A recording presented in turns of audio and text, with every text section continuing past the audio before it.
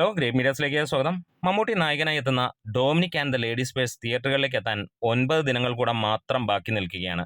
Cinema ഇന്ന് അതിഗംഭീരമായിട്ടുള്ള ഒരു രീതിയിലേക്ക് എത്തിക്കൊണ്ടിരിക്കുന്നു. സിനിമയ്ക്ക് വലിയ രീതിയിലുള്ള ഒരു ഹൈപ്പ് കുറയാനുള്ള കാരണം സിനിമയുടെ ടീസർ ആയിരുന്നു എന്നുള്ളതാണ്. ഇന്ന് ട്രെയിലർ ഇറങ്ങിക്കഴിഞ്ഞപ്പോൾ അതെല്ലാം മാറി സിനിമ മുന്നോട്ട് പോയിക്കൊണ്ടിരിക്കുകയും ചെയ്യുന്നു.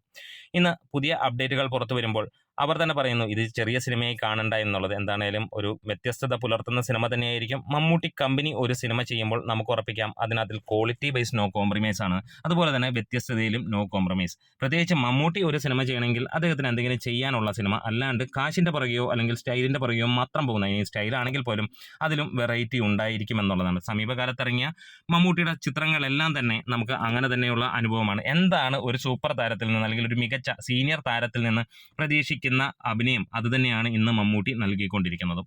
അതുകൊണ്ട് തന്നെയാണ് മമ്മൂട്ടി ഇന്നത്തെ കാലത്ത് ഏറെ വ്യത്യസ്തനാകുന്നത്. പഴയ മമ്മൂട്ടി പുതിയ മമ്മൂട്ടി ഒന്നില്ല എന്നുള്ളത് നമുക്ക് എല്ലാവർക്കും അറിയാവുന്ന കാര്യമാണ്. എപ്പോഴും മമ്മൂട്ടി എന്ന വ്യക്തി അപ്ഡേറ്റഡുമാണ്. അതിപ്പോൾ ഒരു സീനിൽ വരുന്നതാണേലും മുഴുവൻ സിനിമയിലുള്ളതാണേലും അദ്ദേഹം അങ്ങനെ തന്നെയാണ്.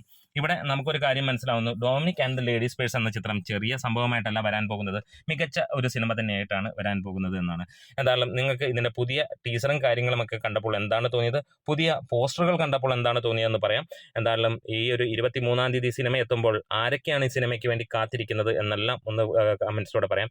ഗൗതം വാസുദേവമേനോൻ ഒരു സിനിമ ഇറക്കുമ്പോൾ നമുക്ക് കൃത്യമായിട്ട് അറിയാം അതൊരു ക്വാളിറ്റി സ്റ്റഫ് തന്നെയാണ്. ഇതെല്ലാം ചേരുമ്പോൾ ഒരു കാര്യം ഉറപ്പിക്കാം, അടുത്ത സൂപ്പർ മെഗാ ഹിറ്റ് തന്നെയാണ് ഈ ഒരു സിനിമ. കാത്തിരിക്കാം.